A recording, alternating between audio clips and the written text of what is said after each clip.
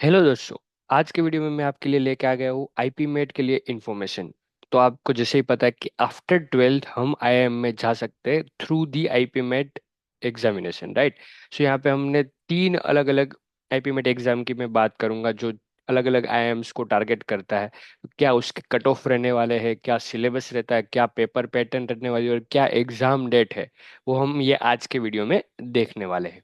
तो आज के वीडियो में मैं आपको इन्फॉर्मेशन देने वाला हूँ आईपीमेट इंदौर, जो again one of the toppest and top ranked IIM है ना, जिसकी मदद से आप आईआईएम इंदौर में एडमिशन ले सकते हो आफ्टर 12th, राइट। तो उसके बारे में हम देखेंगे आईपीमेट रोहतक, जो आईआईएम रोहतक की एग्जाम है, जिससे आप आईआईएम रोहतक में एडमिशन ले सकते हो आफ्टर 12th।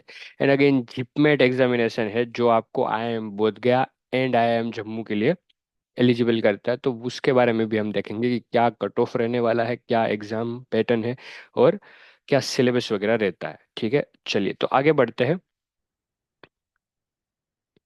तो ये है आईपीमेट इंदौर का एग्जामिनेशन पैटर्न, राइट। तो चीजें क्या है देखने जैसे कि इसका जो एग्जाम पैटर्न है वो kind of related to CAT examination बोल सकते हैं, राइट। तो देखो तीन अलग अलग सेक्शन है और क्वांटिटेटिव एबिलिटी का दो सेक्शन बनता है। एक होता है एस ए, जिसको बोलते हैं शॉर्ट आंसर, जो काइंड ऑफ केट के टीटा क्वेश्चन के जैसे होते हैं, कि जिसमें आपको एमसीक्यूज नहीं मिलते लेकिन आपको उसमें आंसर इनपुट करना होता है through computer, right. CBT exam है, कंप्यूटर बेस्ड टेस्ट है, तो आपको आंसर इंसर्ट करना पड़ेगा। 15 क्वेश्चन है, राइट। 40 मिनट का इसमें टाइम मिलेगा। सेक्शनल टाइमिंग रहता है कि आफ्टर 40 मिनट्स आपका सेक्शन बंद हो जाता है ऑटोमेटिकली और आप दूसरे सेक्शन में शिफ्ट हो जाओगे, राइट। तो इसके अंदर आपको हायर मैथमेटिक्स के क्वेश्चंस देखने को मिलते हैं। हायर मैथ्स इसके अंदर ज्यादा आता है, राइट, जैसे कि फंक्शन हो गया, मैट्रिसेस हो गया, डिटर्मिनेंट्स हो गया, राइट। तो वैसे टाइप के क्वेश्चंस इसके अंदर पूछते हैं। अब क्वांटिटेटिव एबिलिटी एमसीक्यूज, जिसमें 30 क्वेश्चन है, जिसके लिए भी आपको 40 मिनट्स मिलते हैं, राइट। तो अगेन इसमें आपका पूरा क्वांट आ जाता है, राइट। जैसे एरिथमेटिक पोर्शन आ गया, इसमें भी अलजेब्रा आता है, इसमें भी पीएनसी प्रोबेबिलिटी के बारे में पूछेंगे। तो ये भी अगेन बड़ा इंपॉर्टेंट सेक्शन हो जाता है, राइट। और फिर आता है VARC, verbal ability and reading comprehension, जिसका 45 क्वेश्चन है और आपके पास सिर्फ 40 मिनट है उसके लिए। तो again one of the toughest section मैं बोल सकता हूँ, क्योंकि बाकी दो इजीली आप कवर कर सकते हो। 40 मिनट्स में 15 क्वेश्चन एंड 40 मिनट्स में 30 क्वेश्चन बन सकते हैं। हमको पूरे करने भी नहीं है, लेकिन कट ऑफ आपका इजीली उसमें क्लियर हो सकता है। लेकिन वीआरसी की बात करें तो रीडिंग कॉम्प्रिहेंशन बड़े रहते हैं क्वेश्चंस, और वो कैप भी थोड़ी डिफिकल्ट रहती है। तो ये एक डिफिकल्ट सेक्शन बनता है हर बार आईपी में इंदौर का, जिसका कट ऑफ भी थोड़ा ज्यादा रहता है, राइट। तो ओवरऑल 90 क्वेश्चन है, 120 मिनट है। यहाँ पे एक क्वेश्चन का 4 मार्क्स है, राइट। एंड नेगेटिव सिस्टम है -1, कि अगर आपको गलत क्वेश्चन हो जाता है तो जो क्वेश्चन किए उसमें से आपका 1 मार्क डिडक्ट हो जाता है, ऑप्टेन किए हुए मार्क्स में से 1 मार्क कम हो जाता है, राइट।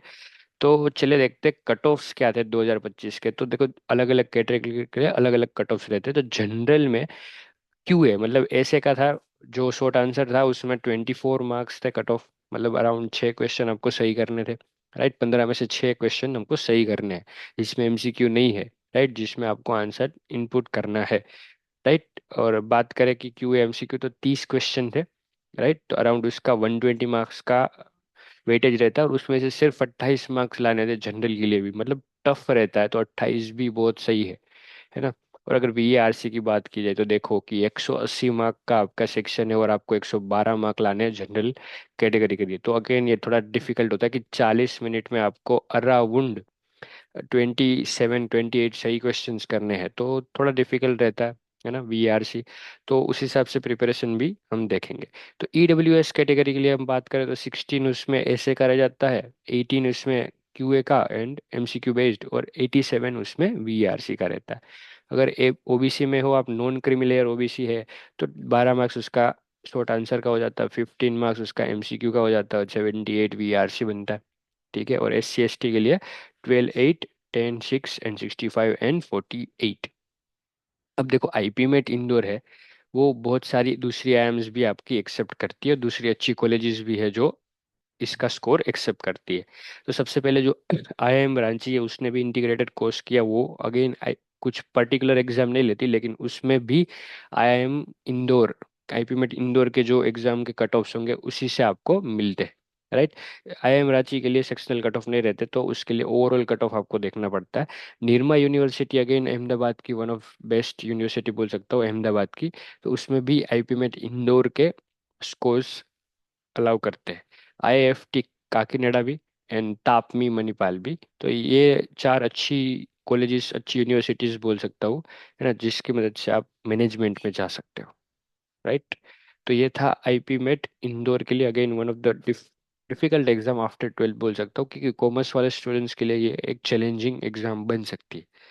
अगर दूसरी बात करें तो आईपी मेट रोहतक की एग्जाम पैटर्न देखते हैं, तो इसमें ओवरऑल अगेन 120 मिनट्स 120 क्वेश्चन है। राइट। उसमें 90 क्वेश्चन थे। यहाँ पे भी सेम रहेगा कि +4 for every correct and -1 for negative incorrect question. यहाँ पे 3 सेक्शन रहते हैं। अब ये क्वेश्चन और ये एग्जाम क्यों इतनी इजी है, क्योंकि यहाँ पे लॉजिकल रीजनिंग पूछा जाता है, जो इसका लेवल इतना डिफिकल्ट नहीं रहता, बच्चे स्कोर कर पाते हैं। क्यूए भी अगेन आईपी मेट जितना डिफिकल्ट नहीं रहता, थोड़ा लेवल इसका इजी रहता है। वीआरसी का भी सेम चीज़ है कि आईपी मेट इंदौर के साथ अगर हम कंपेयर करें तो इसका भी लेवल थोड़ा इजी रहता है। राइट। नंबर ऑफ क्वेश्चंस तीनों सेक्शन में 40 होते हैं, और ओवरऑल 120 क्वेश्चन, मतलब इस एग्जाम 480 मार्क्स की एग्जाम है, तो 2 घंटे में आपको 120 क्वेश्चन करना अगेन चैलेंजिंग है, ये मैं मान सकता हूँ। लेकिन इसमें सेक्शनल टाइमिंग नहीं है। आप अगर कोई सेक्शन में बढ़िया हो जिसमें आप कम टाइमिंग लेते हो, तो दूसरे में आप इजीली ज़्यादा स्कोर कर सकते हो। ठीक है। तो पिछली बार का पेपर अगर हम बात करें तो आईपी मेट्रो तक काफ़ी इजी पेपर रहा था, जिसकी वजह से कट ऑफ्स बहुत हाई गए थे। तो चलिए कट ऑफ्स देखते हैं 2025 के आईपी मेट्रो तक के। तो अगर हम बात करें तो जनरल कैटेगरी को देखो कितने आउट ऑफ 480 381 मार्क्स लेने थे कट ऑफ क्लियर करने के लिए। ईडब्ल्यूएस के लिए था 331, नॉन क्रिमिनल ओबीसी के लिए था 297, और एससी और एसटी के लिए 230 एंड 138 था। तो ये क्या है, कट ऑफ से जिसकी मदद से आप पहला स्टेप क्लियर करते हो, आपको इंटरव्यू के लिए बुलाया जाता है। उसके बाद आपको अगेन इंटरव्यू देना है, और इंटरव्यू के बेसिस और ये और 10th और 12th के स्कोर्स मिला के आपका मेरिट बनता है, जिसकी मदद से आपको रैंक और एडमिशन्स मिलेंगे। राइट। चलिए आगे बढ़ते हैं नेक्स्ट वीडियो में। अब देखते हैं जिपमेट के बारे में। तो जिपमेट अगेन कौन सी दो आईआईएम टारगेट करती है, आईआईएम जम्मू एंड बोध गया। इसमें अगर देखा जाए तो 100 एमसीक्यूज रहते हैं। तीन इसमें भी सेक्शन आएंगे, quantitative ability, DILR data interpretation and logical reasoning अगर इसमें भी आता है। VRC verbal ability reading comprehension इसमें भी आता है। अगेन देखा जाए तो VRC का वेटेज यहाँ पे ज्यादा है। राइट। नंबर ऑफ क्वेश्चन यहाँ पे 33 है। राइट। यहाँ पे भी 33 है, और यहाँ पे 34। यहाँ पे भी ईच क्वेश्चन का आपका क्या रहता है, +4 रहता है, और अगर इनकरेक्ट हुआ तो -1। यहाँ पे टाइमिंग एक्चुअल में ज़्यादा मिलता है, 150 मिनट्स रहता है। इसका भी लेवल बढ़िया रहता है, जिपमेट का भी लेवल अच्छा रहता है। क्वांटिटेटिव एबिलिटी के क्वेश्चंस, DILR, VRC बढ़िया लेवल रहता है। राइट। तो 400 मार्क की ये एग्ज़ाम है। राइट। तो इसके भी कट ऑफ देखते हैं किस हिसाब से रहते हैं। ठीक है। चलिए अब यहाँ पे अगर कैटेगरी की बात की जाए तो जनरल कैटेगरी की अगेन देखा 330 मार्क्स का कट ऑफ है यहाँ पे। ठीक है। ईडब्ल्यूएस में 300 का कट ऑफ है। ओवरऑल आपको 400 में से 300 मार्क्स लेने, 75% स्कोर आपको कवर करने with negative marking system, again challenging है। राइट। नॉन क्रिमिलियर ओबीसी के लिए 280 हो जाता है cut off. Again this is also challenging but achievable है, डिफिकल्ट नहीं। राइट। SC ST के लिए क्या है, 235 एंड 190। देखो अगर आप सही प्रिपरेशन करोगे तो हमेशा आपके लिए ये इजी हो जाता है अचीव करना। ठीक है। तो यहाँ तक रहेगा ये आज के वीडियो में, और कैसे और क्या प्रिपरेशन करनी है उसका मैं अगेन वीडियो डालूंगा, और हम एक सीरीज करेंगे क्वांट और रीजनिंग के ऊपर, कि जिसकी मदद से आप PYQs भी लेंगे और थोड़ा टॉपिक्स के बारे में भी समझाएंगे, जिसकी मदद से इजी हो जाए प्रिपरेशन, क्या करना चाहिए क्या नहीं उसके बारे में भी बताऊंगा। थैंक यू, बने रहिएगा।